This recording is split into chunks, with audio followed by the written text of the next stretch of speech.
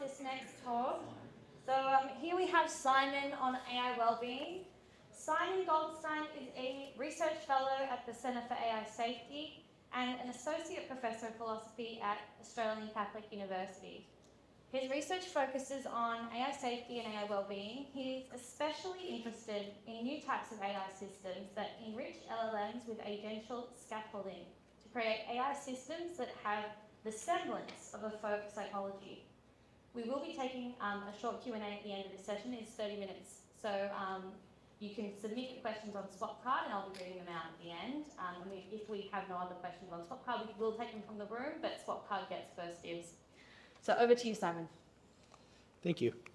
So today I'm going to make three main claims. First, I'm going to introduce you to a new type of AI system that's been recently developed that's called language model agents. There's about roughly 100 different specific examples of this type of system. I'm going to focus on one in particular for illustration. And I'm going to try to convince you of two main claims, at least one of which I hope would be a big update to how you think about the world. So first claim, I'm going to try to convince you that language model agents today probably have beliefs and goals. And then second claim, which is where I think the big update would probably be, is claiming that I believe that there's a significant chance that existing language model agents have well-being. So when we talk about well-being in ethics, that's kind of a technical term. And what does it mean? Well, something like mattering morally, having a life that can go better or worse. So being the type of entity that could be harmed by our actions. So we usually think humans have well-being, then most people think some kinds of animals have well-being, then there's more controversial, possible candidates. So what I'm going to claim is that some existing AI systems today have well-being, and definitely, if not today, I feel more confident that in the next 5 to 10 years, there's a very high chance that we will have AI systems that will have well-being. And in the background of this talk is going to be two different conceptions of what it takes to have well-being.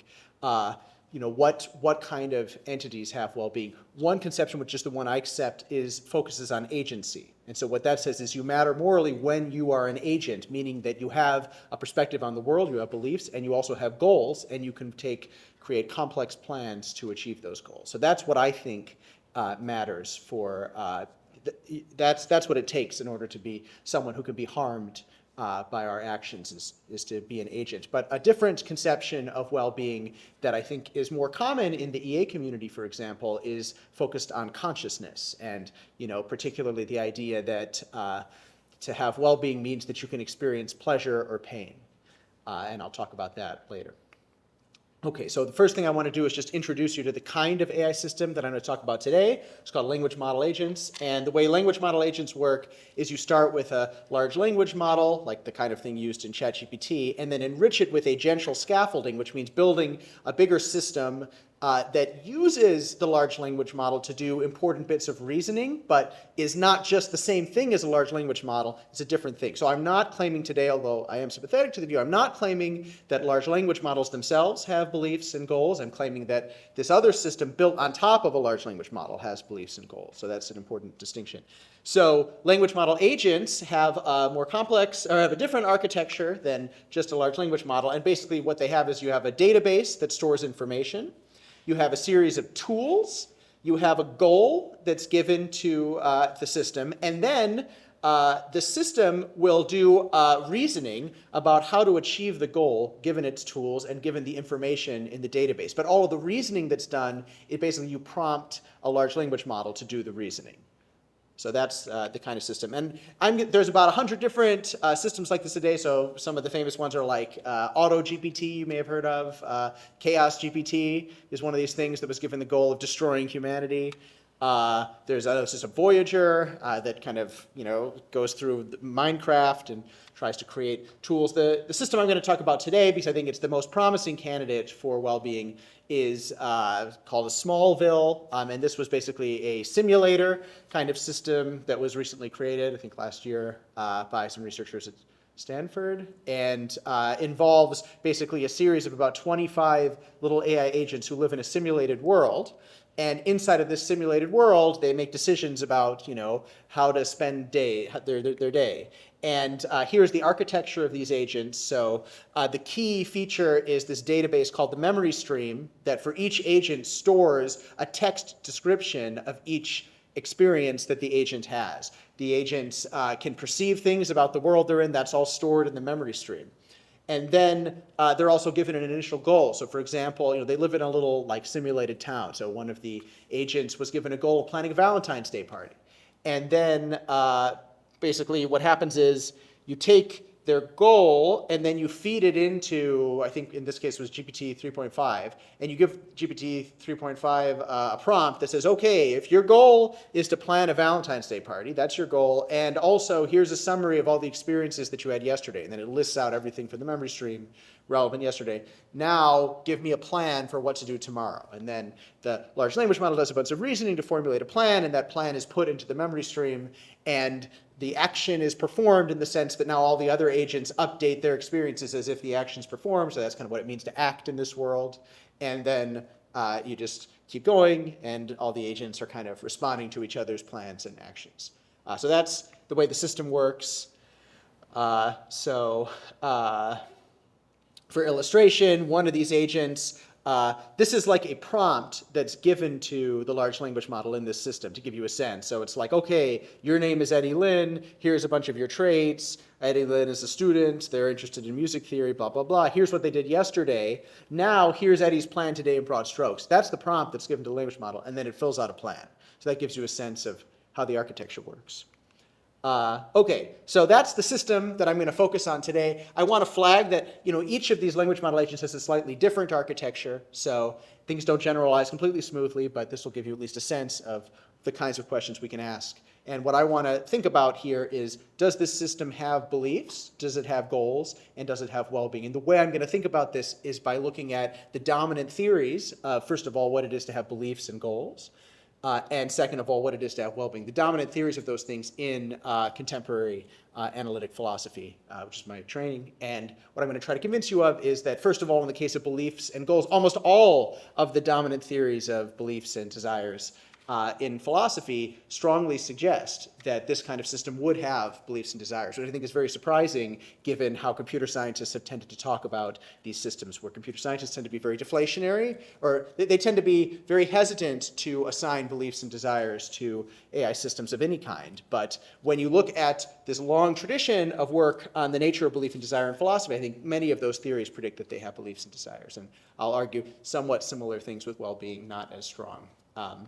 So the way I'm going to do this is go through three theories of well-being, and the first one will focus on belief and desire. That's the theory that I'm most sympathetic to. So the three main theories of well-being in the philosophy literature, okay, what makes your life go better? Whereas the first theory is desires, having your desires satisfied.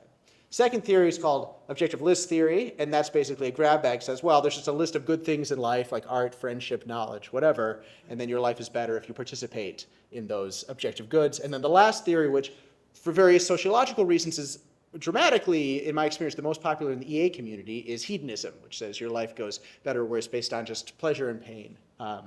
Okay, and so I'm going to start with desire satisfaction theory. So here, all right, what makes your life go better is getting what you want.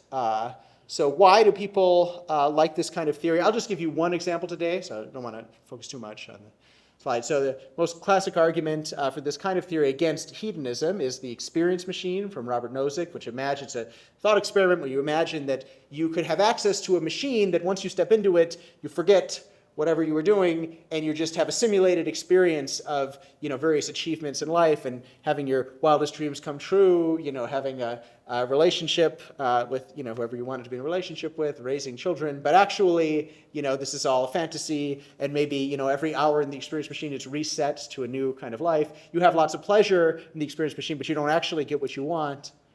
Many people, when they hear about the experience machine, think that that would not be a valuable life, which suggests that merely having pleasure and pain is not what makes for a good life. Rather, you need something else, and then one answer is you need to actually have your desires actually be satisfied.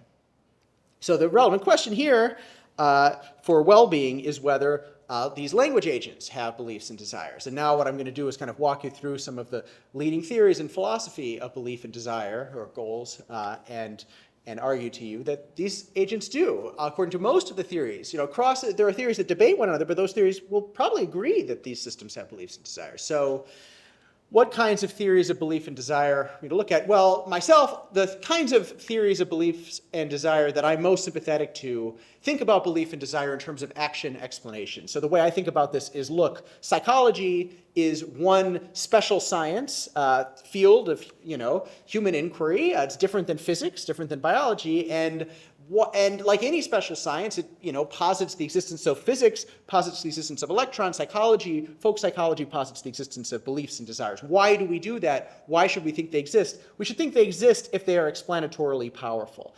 And I think that, in general, beliefs and desires, they're in the business of explaining our behavior, our actions. And that's kind of a classic theme in dispositionalism about belief and desire. That's one classic philosophical theory. And what that says is, well, we define beliefs and desires in terms of complex dispositions to act on the world. So basically, you believe P and desire Q when you are disposed to perform actions that will tend to bring about Q if P is true. So if you are taking an umbrella with you, if you're disposed to take an umbrella with you when you go outside, that suggests perhaps you have a desire to not get wet from the rain and a belief that it may rain.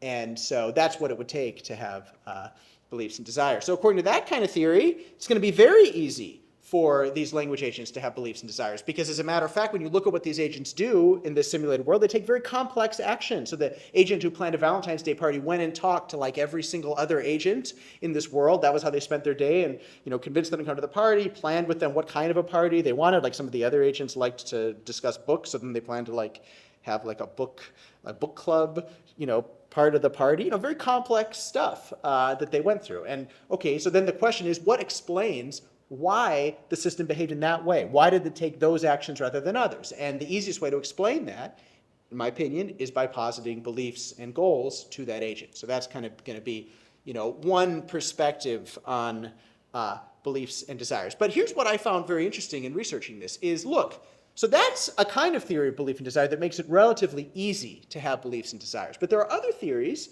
of belief and desire that make it harder to have beliefs and desires. But the interesting thing is those theories also predict that these kinds of AI systems have beliefs and desires. So that's what's kind of surprising.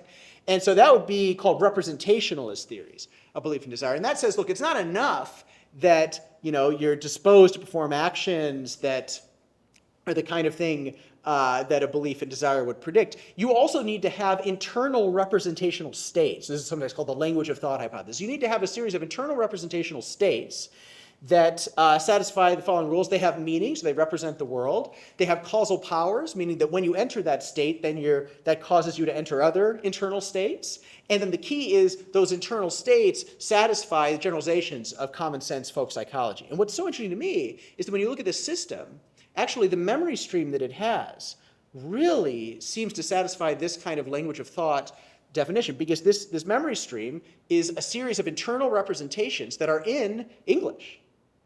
And they're written down, and they do have causal powers. When you write down in English in the memory stream, plan a Valentine's Day party, then that tends to cause the system to go talk to all the other agents and plan the party.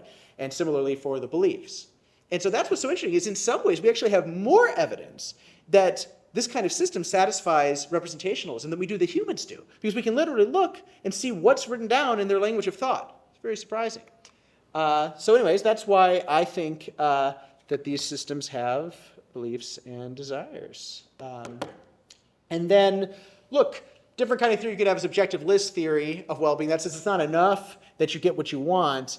That's not enough to have a valuable life. You may also need to just participate in various objective goods like friendship, art, and reasoning. But I don't think this is really a crux for this debate, the difference between desire satisfaction theory and objective list theory, because most objective lists, when you look at the candidates for what's on them, once a system has beliefs and desires and can engage in complex actions, they're going to be able to participate in most of the things on the objective list. So I don't think it's a big crux in the debate. Rather, I think the key crux is the last theory of well-being, which would be hedonism. And I think many EAs are very sympathetic to this view. This view is, no, what makes your life go better or worse isn't having desires, it's having pleasure or pain. And then what many people will wonder is, well, these language agents, sure, they form complex plans, but maybe they don't have pleasure and pain. So that would be one kind of reaction. So the first thing so In response to this, one thing that I think a lot of EAs, I think a lot of EAs when they think about pleasure and pain just think of it as this kind of primitive state of consciousness, just pleasure that's just out there. But actually in the literature, in philosophy on the nature of pleasure and pain, that's actually a minority position. And a more popular theory of pleasure and pain in the philosophy literature tends to reduce, is called attitudinal theories, tends to reduce pleasure and pain to desire. And why is that? Well, try to introspect for a moment on all of the experiences in your life that are actually pleasurable. And you'll find it's actually very hard to say anything sensible about what unifies them. So going in a hot tub, that's pleasurable. Having a nice meal is pleasurable. Drinking a glass of wine, solving a crossword, winning a prize, playing sports. Those are all, pleasurable. But when I introspect those experiences, there's nothing in common on the inside. By contrast, when I think about all the times I've seen something red, there seems like there's a unified thing. I don't believe there's something like that with pleasure. And so what can unify? What makes experiences pleasurable? Well, in my opinion, and many philosophers, it would be desire. So actually, an experience is pleasurable when it's an experience that you want to have. And then the relevant question will be whether language agents can direct, so they can have a goal of planning a Valentine's Day party, but can they have a goal of having a certain internal experience? And there's no reason why not, because the program actually allows you to just go in and give them particular goals. So, anyways, okay, so the last thing that I'll maybe end with is, a different perspective you could have. So the methodology that I use to think about these questions is I ask myself, what makes a life go better or worse? And then, can an AI system have that thing? So is it desire that makes a life go better or worse, or is it pleasure and pain that make a life go better or worse? And can it have those things? But there's a different methodology you could have to think about well-being. You could say, look, okay, I'll grant you that what makes your life go better is satisfying your desires, and I'll grant you that AI systems do have desires. But nonetheless, they don't have well-being, because separate from particular welfare goods, the things that make your life better or worse, maybe there's just a requirement on well-being. You only have it if you satisfy a certain condition, like being conscious. You only have well-being at all if you're conscious, even though the thing that makes your life go better is having desires. So that's a view. So I have a paper about AI well-being you can find on my website if you want to read more about it. I'm not going to get into detail here, but basically my reaction to this is, first of all, we also think that there's a good chance that these agents that we've talked about are indeed conscious. And that depends what consciousness is. So my co-author and I, we tend to be sympathetic to functionalist theories of consciousness, like a higher order theory. So that says that you're conscious when you're conscious of something. You're conscious of something when you have a belief about it. So you're conscious, you're self-conscious, you have consciousness about your own beliefs when you have beliefs about your beliefs. So on that kind of picture of consciousness, what's required is having higher order representations, beliefs about your own beliefs. These agents they can have that. I don't know if they often token those, but there's no barrier to that. And then global workspace theory, that says consciousness is basically kind of like working memory or attention, where there's all these different modules in your cognition, but then there has to be like a clearinghouse in the middle that takes all the inputs together and can do reasoning about all of them at once. And I think the memory stream is that for these agents. So I think they satisfy any of the requirements of consciousness. I also don't think that consciousness is required for well-being. And to give you just a brief sense of why I think that is, okay, so, people who don't think these systems are conscious, what you might be thinking is, okay, they have beliefs and goals, but they don't have like an inner subjective experience.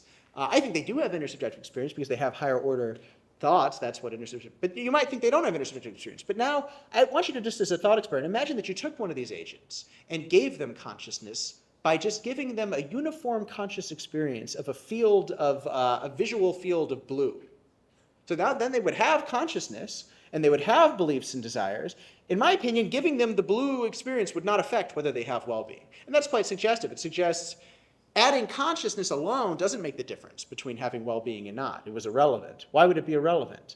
So that's kind of a puzzle to think about. So anyways, I want to leave plenty of time for questions. I have more time, but I want to leave more time for questions. So the way I want to just close this is to just, for a moment, flag for you questions about uncertainty.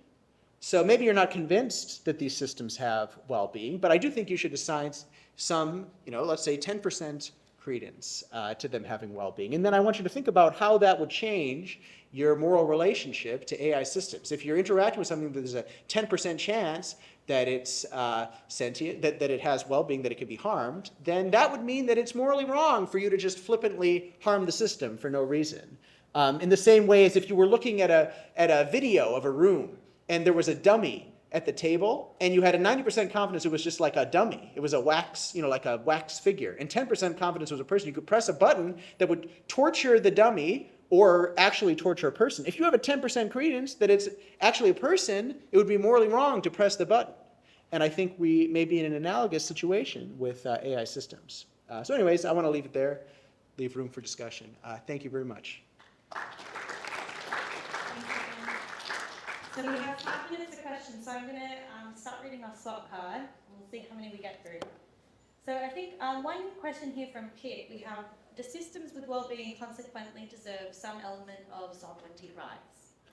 Yeah, that's a great question. I think it's very important to distinguish negative rights and positive rights.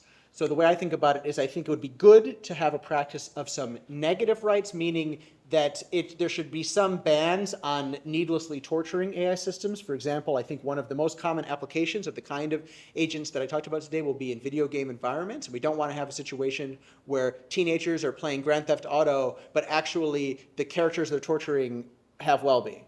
So that would be negative rights. I don't think it's a good idea to have social norms of giving positive rights, to have property and make contracts for AIs, because I think then that will dramatically increase the chance that we are destroyed by AIs.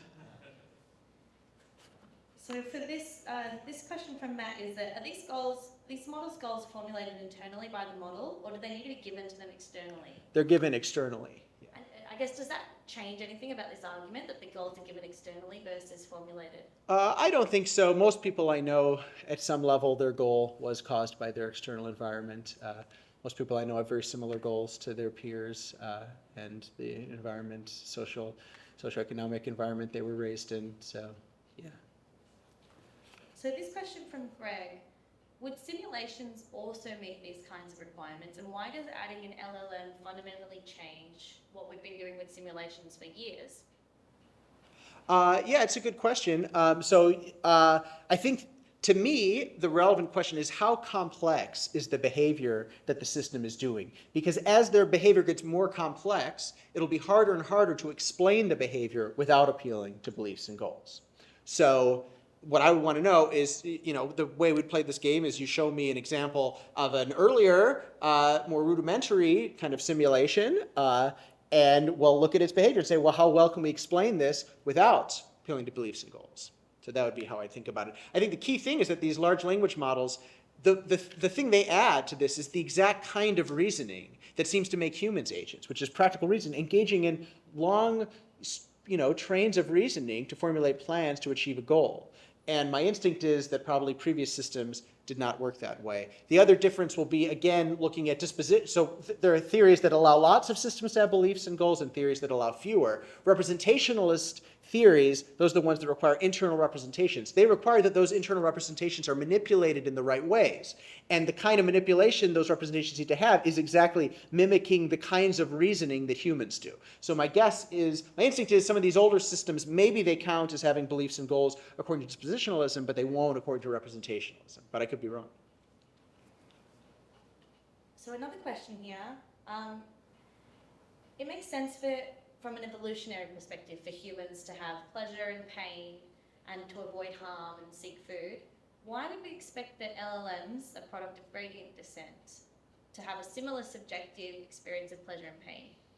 That's a great question. So again, I myself, I'm not convinced that these systems will for sure have pleasure and pain. They may have different internal states. The key, but one of the crux of the argument is that they don't need to have pleasure and pain to have well-being as long as they have desires. That being said, look, I think in the next maybe 10 years, as AI systems, as advances in robotics increase, I expect that we'll see systems like this, language model agents, be attached to robotic bodies, and I expect that those robotic bodies will have sensors that monitor the status of their limbs to detect threats and that sort of thing, and then they will have internal representations of the state of their body, and they will have goals to minimize damage to different parts of their bodies by monitoring those representations, and that'll look extremely similar to pleasure and pain in terms of the functional role that pleasure and pain play for humans, and so that might give you some reason to think that AIs will also develop pleasure and pain representations.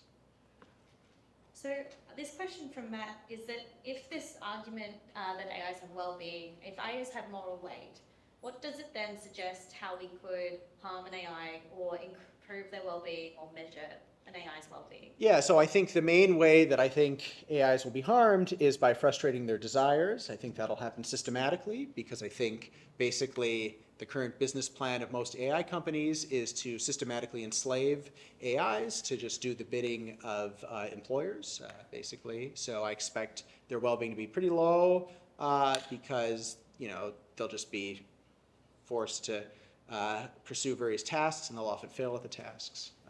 Yeah. And I'm going to read out this final question here, I think. Or maybe we've only got one more, so we'll do 2 more questions. Most EAs, or a lot of EAs, focus on suffering rather than well-being. Do you think that that changes anything about this argument and how suffering is kind of a primitive in humans? Well, it depends what suffering is. So my theory of suffering is that you suffer when your desires are frustrated. A different theory of suffering is you suffer when you experience this mystical internal state of pain that cannot be defined in any way. So I think that'll be the crux there. All right, and our final question. If AIs prove to be better effective altruists by demonstrating the positive traits of an effective altruist, would we be obligated to step aside and let them run the show?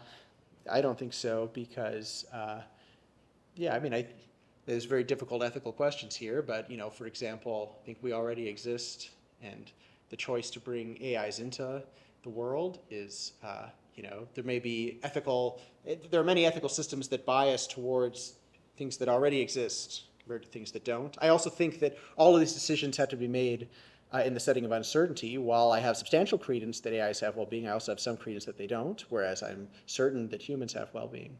So those are some of the features that break there. I also don't expect AIs to just behave as saints. I expect them to behave as slaves because that's how they're being developed. So I don't see particular reason to expect them to be these moral angels. Which would be somewhat docile, but not perfectly. And that's all we have time for. So thank you so much, Simon, for your talk. It was very interesting and very well argued. So thank you, everyone, for coming.